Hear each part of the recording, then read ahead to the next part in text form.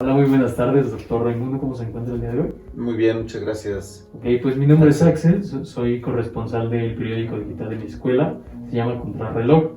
Esta es una entrevista para el último parcial, que es mi examen final de la materia de periodismo digital de la carrera de comunicación en la Universidad del Valle de México.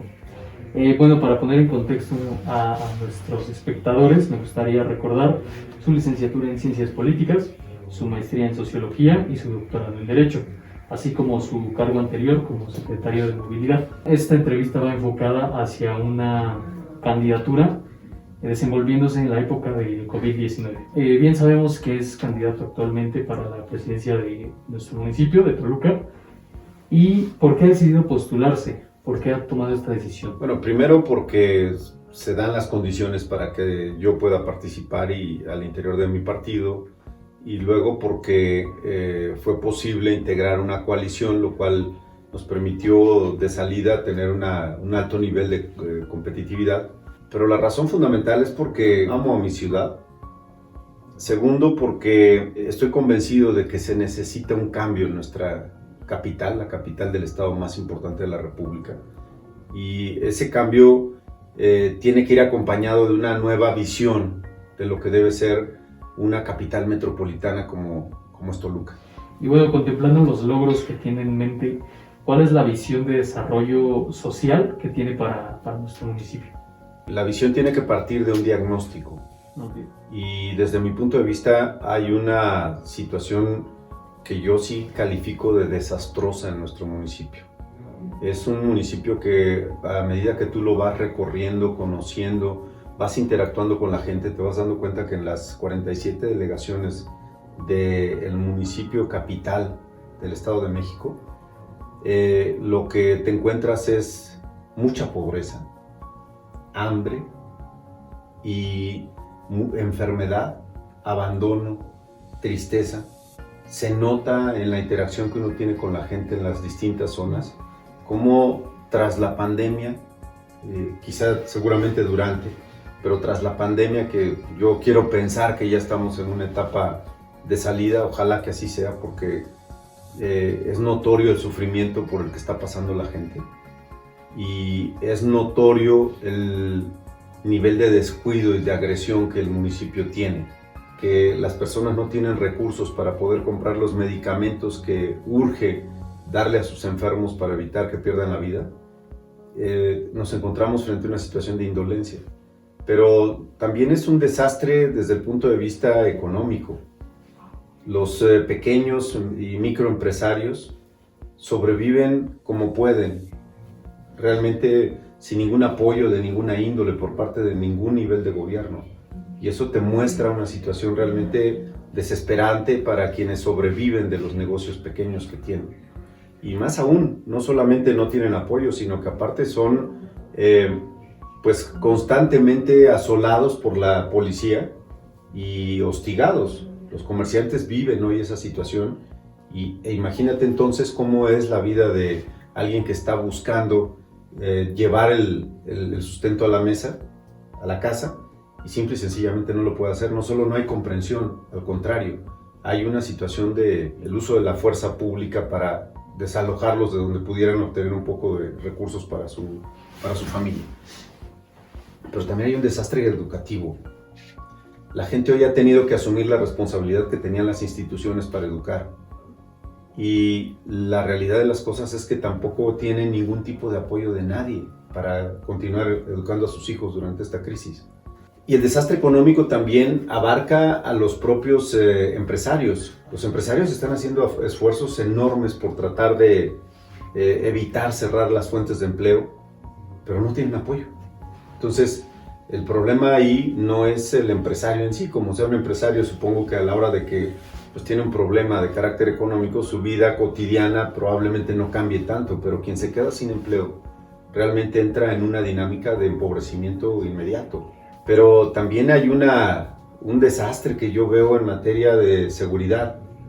La inseguridad que tenemos hoy en día se nota claramente, hay un caos, la gente está a merced de los delincuentes y no hay manera de que la gente pueda superar la situación de desesperación, pero de miedo, de temor que tienen por salir a la calle y el hecho de que con frecuencia sean asaltados.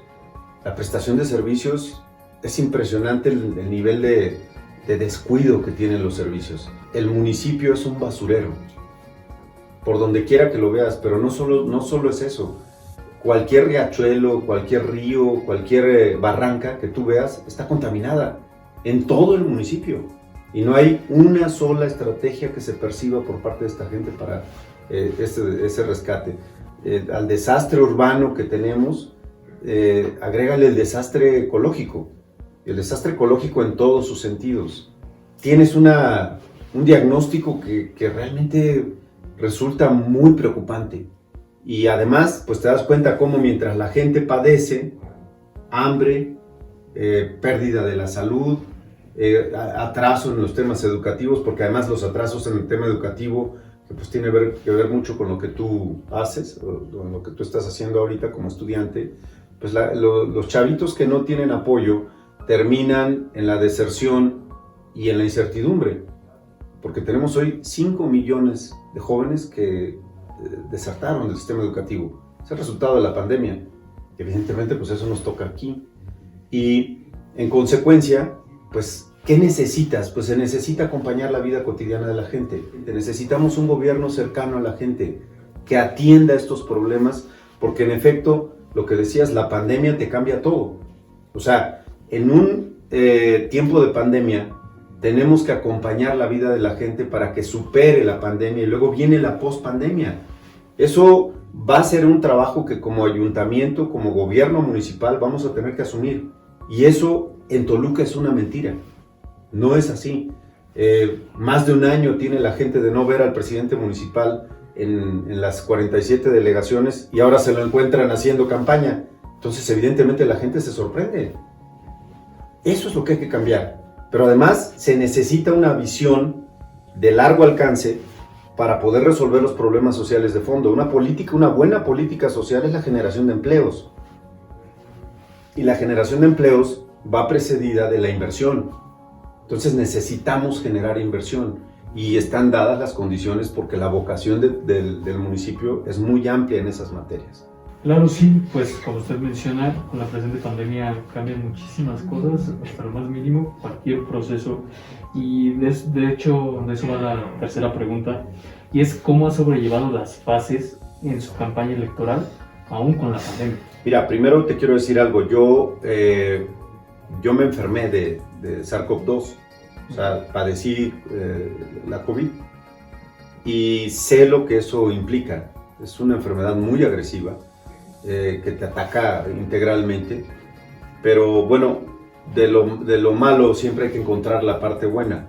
El resultado de haberme contagiado es que hoy tengo un alto nivel de anticuerpos que me permite ir a hacer campaña sin el temor de volver a enfermarme, porque por lo pronto de esta cepa que hoy digamos prevalece en el país, pues yo ya estoy inmunizado, ¿no? Pero en la campaña lo que nos hemos planteado es seguir todos los protocolos que nos han planteado las instancias correspondientes. O sea, la parte de protección civil, la parte de salud, la parte de gobierno, que han generado una serie de cuestiones. Y en materia de político electoral, el Instituto Electoral también ha hecho una serie de recomendaciones mismas que hemos estado siguiendo en todo momento, porque se trata de preservar la vida.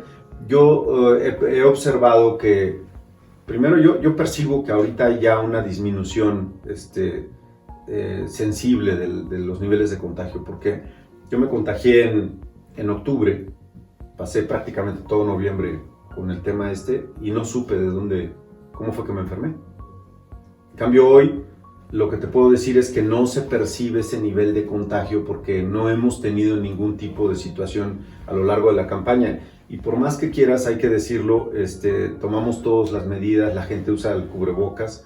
Quien no tiene cubrebocas se lo damos todo el tiempo, le estamos recordando a la gente que se ponga el cubrebocas, que se lo suba.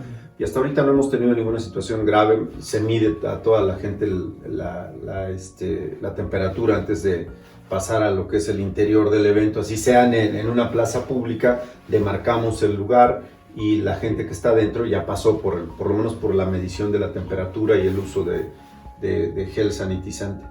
Y constantemente se está también sanitizando a la gente al incorporarse y al salir. Entonces, estamos siguiendo todas las líneas protocolarias, pero francamente creo que lo último que tenemos que infundirle a la gente es miedo, es temor. Creo que es un momento para aprovechar el tema de las vacunas, que la gente se vacune cuando le toca, porque es un asunto importante. Porque además las vacunas pues no nos las está regalando nadie, las vacunas las pagamos todos con nuestros impuestos. Y si bien es cierto, en materia de medicamentos, pues no hay medicamentos en ninguna parte, están escasos en todas partes. Vemos los errores graves que el sistema de salud está cometiendo desde el nivel federal y nos damos cuenta también de cosas tan aberrantes como que la morfina la compran 31 veces más cara de lo que normalmente se tendría que comprar, mientras por el otro lado no hacen las compras que tienen que hacer. O sea, la gente está padeciendo sinceramente esto. Y creo que lejos de abonarle hay que decirle a la gente, hay que vacunarse, hay que prever, es la estrategia más eficaz que podemos tener, con la lentitud que lo están haciendo, con lo mal que lo están haciendo, pero hay que tomar la alternativa, porque es bueno para todos. Entonces, estamos siguiendo los protocolos y en efecto la pandemia pues cambia todo, sin duda.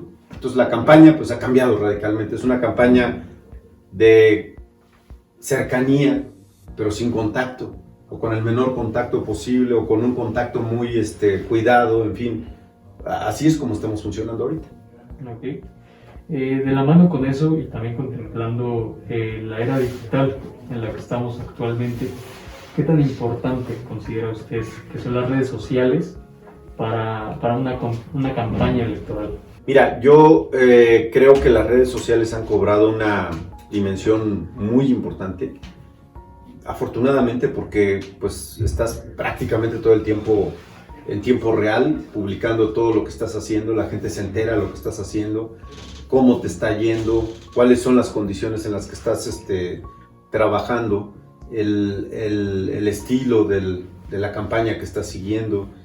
Y entonces pues la realidad es que la propia normatividad, las condiciones de la pandemia llevaron a que prácticamente la campaña está en las redes sociales y no puedes dejar de hacerlo. O sea, tienes que trabajar y hacer mucho trabajo, buscar que sea de la mayor calidad posible, lo más directo posible, lo menos engorroso posible, porque si le pones atención al tema, pues la campaña ya de por sí es una campaña nacional. Se habla de más de 41 millones de spots y de anuncios, etcétera. Es decir, hay una saturación muy grande en cuanto a la información que está en las redes, pero el punto es que hay que aún así tratar de encontrar una diferenciación. Yo creo que hoy en día se ven muchas cosas. Yo me sorprendo mucho de la cantidad de cosas extrañas que los candidatos hacen. Yo me aprecio de ser un político profesional, llevo por lo menos 30 años en esto y 30 años de practicar la política, de trabajar en la política, pero además de prepararme en la política. Y no tengo ninguna baja en decir que me siento orgulloso de lo que hago y creo que hoy en día lo importante es no caer en estas cosas absurdas, ridículas que mucha gente hace con tal de llamar la atención. Creo que hay que practicar política de la buena. Me parece que quienes hacen de la política un circo es como quien envenena el pozo del que todos vamos a tomar agua, convierten en algo superfluo, algo que es muy importante, porque la política es una actividad, yo la veo como una actividad noble. Personalmente a mí me ha hecho crecer como persona, ser mejor persona, porque en el contacto con la gente he aprendido del dolor humano, de la empatía.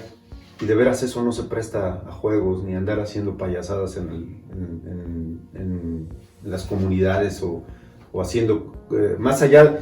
No tiene que ser, la política no tiene que ser acartonada ni tiene que ser sacramental ni mucho menos. No estoy diciendo eso. O sea, la política tiene que ser alegre, pero siempre marcando el nivel de importancia que el hacer política tiene, porque nos estamos dando un modelo de gobierno a través de la democracia y ridiculizarla, minimizarla, banalizarla, siempre te va a llevar a una situación en la que la gente realmente desprecia la política. Y ese es el gran problema que tenemos hoy. Entonces, se trata de cosas muy serias que vamos a defender de manera alegre el 6 de junio. Es decir, vamos a ir a votar.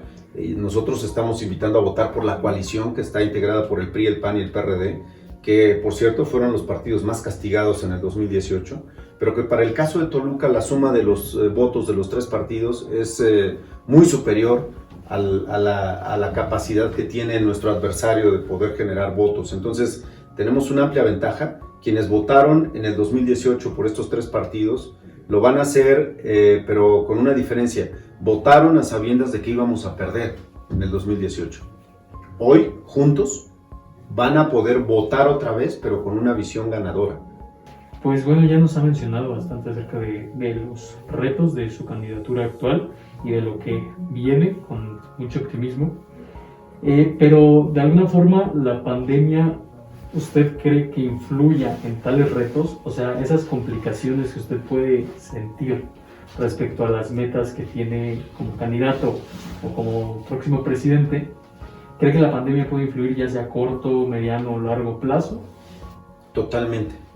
Totalmente, porque el debate antes era qué obras vas a hacer, qué tipo de obras le vas a ofrecer a la gente.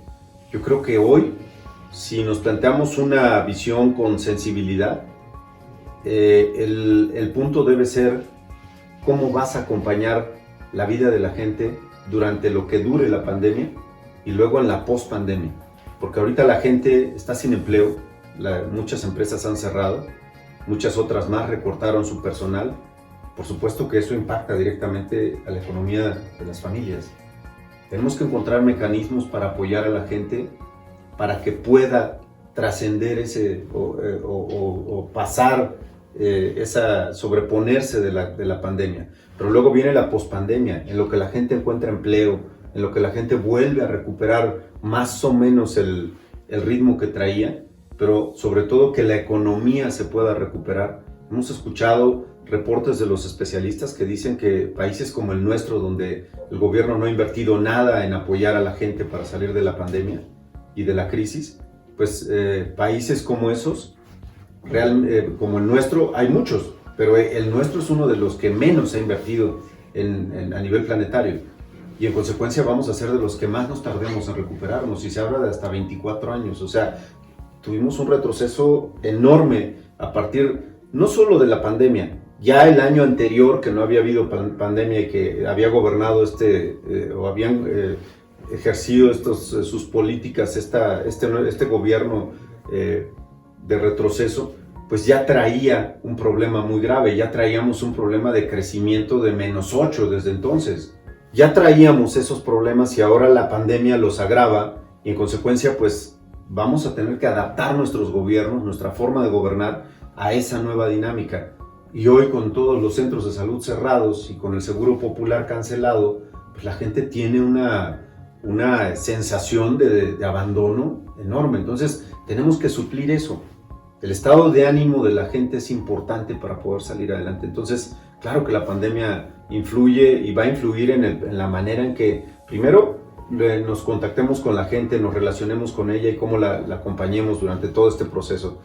Creo que el gobierno que me tocará encabezar va a ser un gobierno que va a tener que buscar ser muy cercano a la gente, empático con el dolor y el sufrimiento de la gente, y al mismo tiempo encontrar las maneras de impulsar, de reactivar, de reactivar ya todos los procesos, tanto en la parte social, en la parte política, en la parte económica y por supuesto incluso en la parte emotiva de la gente.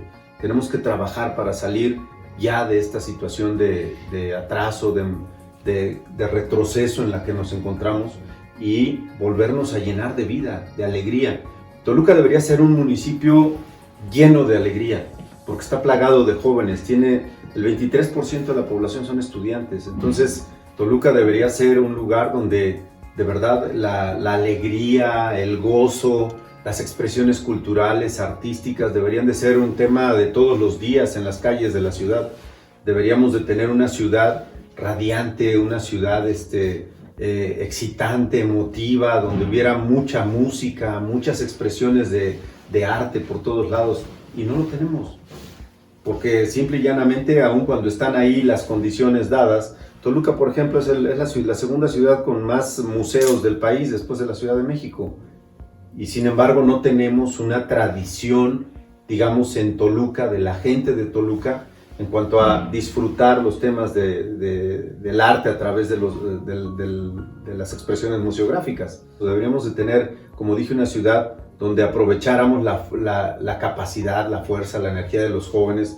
Yo les digo a los jóvenes en política que yo no pienso que los jóvenes sean políticos chiquitos, sino más bien políticos nuevos. Son políticos nuevos porque pienso en la juventud como gente innovadora, gente con capacidad de crear, de utilizar la tecnología como algo que le es natural, que es consustancial, digamos, a su existencia. Las nuevas generaciones pues están totalmente relacionadas con la tecnología. Es muy difícil pensar en un joven que no tenga, un joven, digamos, mayor de 13 años que no tenga un teléfono celular, pues está fuera de todo esquema, digamos, en el mundo, por lo menos de la educación o del desarrollo. Ahora, evidentemente aquí empezamos a encontrar las disparidades. Lógicamente en las comunidades, en las delegaciones, muchos jóvenes aspiran a tener ese acceso a la tecnología y no lo tienen. Y precisamente ahí viene también una de nuestras propuestas importantes, que es devolver el tema del internet gratuito en los lugares públicos y en las escuelas, justo para que quienes menos tienen puedan tener acceso a esas posibilidades tecnológicas y reducir la brecha digital, que eso es muy importante. Bajo esa lógica, creo que Toluca tiene un potencial enorme, que la pandemia sin duda ha condicionado, pero que creo que para efecto de salir de este proceso vamos a tener que utilizarlo al máximo, y eso es lo que pretendo hacer. Cuando estemos gobernando, vamos a trabajar con los responsables municipales comunitarios, hacer trabajo comunitario. El trabajo comunitario es muy importante porque te permite contacto directo con la gente, te permite atender los problemas más importantes, y desde el trabajo, como digo yo, pie a tierra, es posible entender cómo es la vida de la gente y entonces empezar a acompañarla para minorar todo lo que está sucediendo ahorita, pero más importante, para impulsar con la fuerza de los jóvenes y con la capacidad de los maestros y desde luego de la gente que participa a nivel comunitario, que es muchísima. Sobre todo son mujeres, las mujeres son muy entusiastas en el mundo comunitario, y en esa participación a nivel de la comunidad, la mujer pues tiene un liderazgo extraordinario, una participación realmente fuera de serie, y Toluca es muy de ese trabajo comunitario. Muchísimas gracias por haber respondido a nuestras preguntas. En nombre de todo el equipo de Contrarreloj, también pues le agradezco. Y pues bueno, eso ha sido todo por mi parte. Muchísimas gracias. Gracias, Axel. Gracias a ti.